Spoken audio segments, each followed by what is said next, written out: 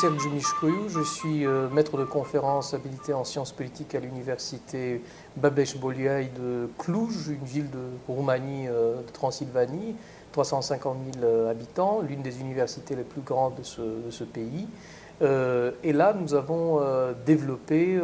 un projet financé par l'Agence universitaire de la francophonie, qui était piloté par l'Université d'Ottawa, un projet sur le pluralisme normatif chez les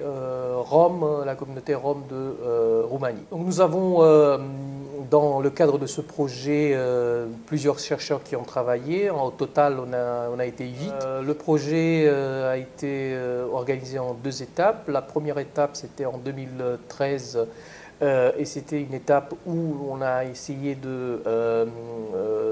d'étudier les questions qui relèvent du pluralisme normatif appliqué sur les sociétés de l'Europe centrale et orientale, voir comment la transition politique du communisme à la démocratie, au libéralisme, a pu influencer les rapports entre minorité et majorité et quelles ont été les retombées sur le pluralisme juridique pratiqué dans cette partie du monde. Alors que dans la deuxième étape, on s'est concentré sur notre étude de cas qui a été la communauté ou les communautés roms, une population numériquement très importante, de plus en plus importante, en plein essor démographique, très diverse du point de vue culturel, ethnographique, du point de vue matériel aussi. Pour ce faire, nous avons procéder à des missions de terrain. Ces missions de terrain sont déroulées en 2014 et 2015 pour la plupart d'entre elles. Des missions de terrain qui ont comme objectif principal l'identification des modèles de fonctionnement des institutions traditionnelles des Roms, notamment d'une institution qui s'appelle le Stabor qui est le tribunal traditionnel dans la culture juridique de cette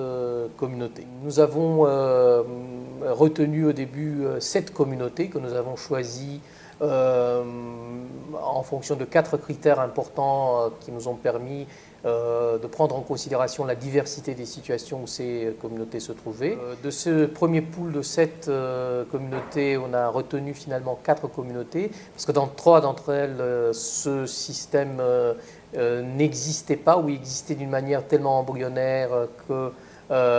les retombées scientifiques auraient été très minces. Mais dans 4 communautés qui reflètent la diversité ethno-culturelle des Roms, mais aussi la diversité géographique et culturelle de la Roumanie elle-même, nous avons pu envoyer des missionnaires pour un nombre de semaines qui variait de 2 à 4 en plusieurs reprises. Et là, nous avons opéré des enquêtes complexes de l'étude monographique sur la communauté respective, des entretiens semi-directifs avec les membres de la communauté et le leadership de la communauté respective, et puis des focus group avec notamment des Roms qui ont fait appel au tribunal traditionnel, sont confrontés avec la situation en justice et ont eu des expériences récentes en ce sens. Et finalement, nous avons aussi participé, tant que possible, à des réunions des Stabor eux-mêmes, pour voir comment les choses se passent en réalité. Cela a donné lieu finalement à un nombre de 3 articles qui ont été déjà rédigés, d'un rapport qui a été déjà rédigé, et on a encore 3 articles en préparation pour intégrer les derniers résultats, notamment ceux de l'été 2015 qui n'ont pas pu être élaborés jusqu'à présent. Ce colloque a été particulièrement enrichissant puisque j'ai eu l'occasion d'entrer en contact avec des chercheurs qui sont occupés d'autres zones,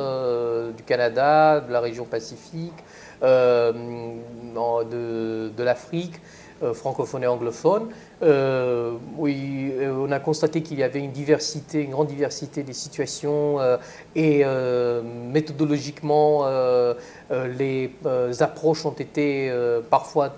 assez différentes. Mais en même temps, et ce qui est réjouissant, qu'il y a des éléments communs qui sont finalement l'auto-organisation de certaines communautés à des degrés bien sûr très différents, mais l'auto-organisation de ces communautés et l'existence, la présence d'un droit coutumier qui se fait de plus en plus entendre par rapport aux autorités étatiques de toutes ces régions-là, y compris dans le cas des Roms de Roumanie.